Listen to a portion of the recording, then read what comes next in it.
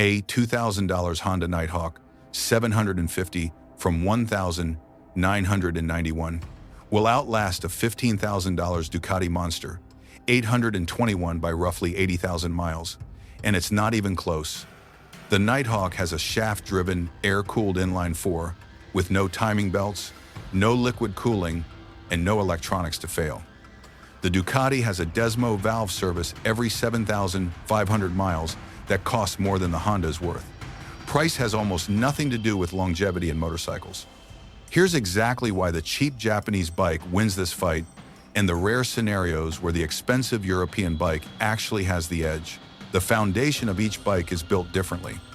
Most riders assume a $15,000 bike must be built better than a $2,000 bike. The reality is the exact opposite when it comes to longevity. That $2,000 Japanese bike, let's say a 1991 to 2003 Honda Nighthawk 750, a Suzuki Bandit 600, or a Kawasaki ZR7, was designed to be a workhorse for commuters who'd never opened the toolbox. The $15,000 European bike, a Ducati Monster, a KTM 1290 Super Duke, and Aprilia Tuono was designed to win arguments at coffee shops and lap times on weekends. Those are completely different engineering goals.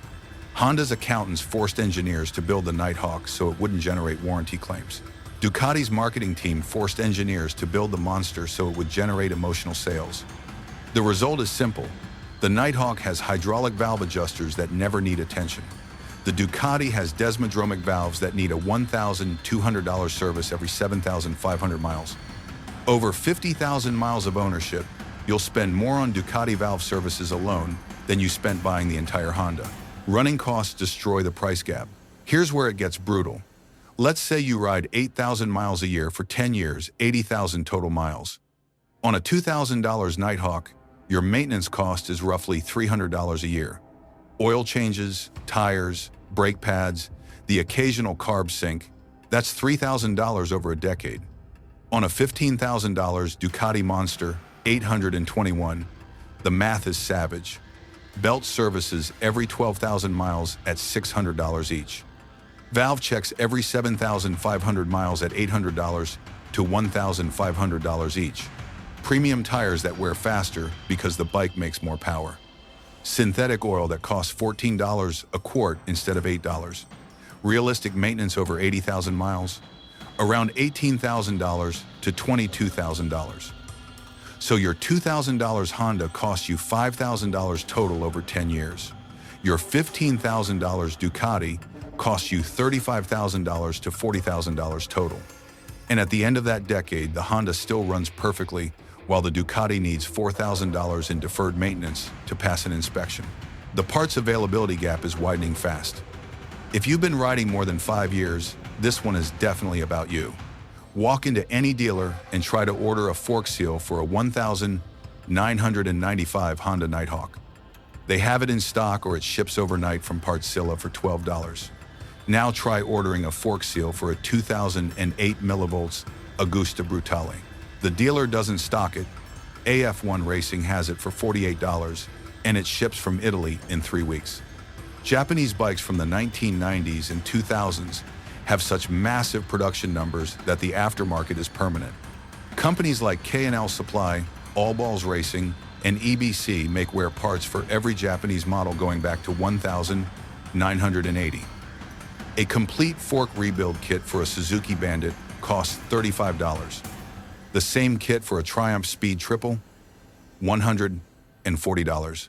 European parts for low-volume bikes are slowly disappearing.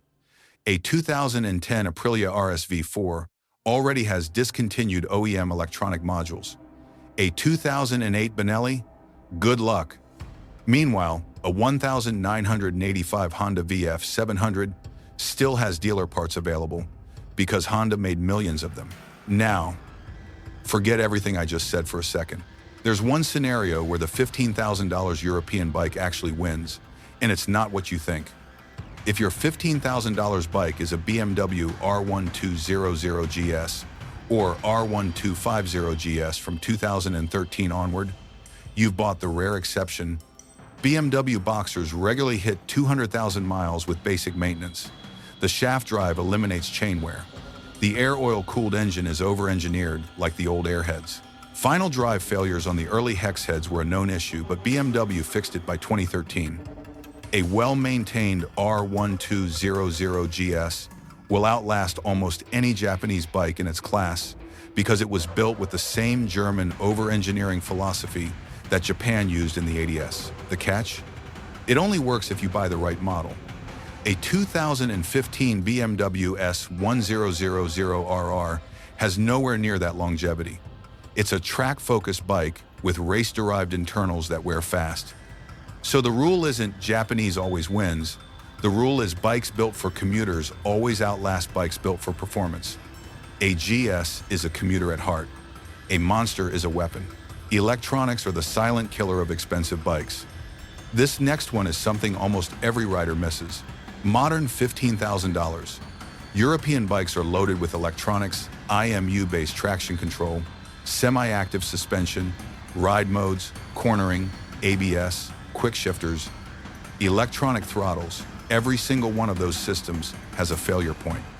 A semi-active Öhlins shock on a 2018 Ducati Multistrada 1260 costs $2,400 to replace, when the electronic damping module fails, and it will fail around 40,000 miles. The IMU module on a KTM 1290 is $1,100. A failed electronic throttle body on an Aprilia Tuono V4, $1,800. None of these are user serviceable. Your 1995 Honda Nighthawk has carburetors, mechanical petcocks, point-style ignition, simplicity, and a battery. Total electronic failure points? Basically the regulator, rectifier, and the stator. Both can be replaced for under $200 in parts and fixed in a driveway. The expensive bike isn't just expensive to buy. It's expensive in ways that don't show up until year 5. The resale truth nobody wants to hear. This doesn't just affect your maintenance bill, it can wipe out your investment overnight. That $15,000 European bike depreciates like a luxury car. A 2020 Ducati Monster 821 sold for $13,500 new. Today, in 2026, it sells for $7,500 to $9,000 with 15,000 miles on it. That's roughly $5,000 lost in 6 years, plus your maintenance costs.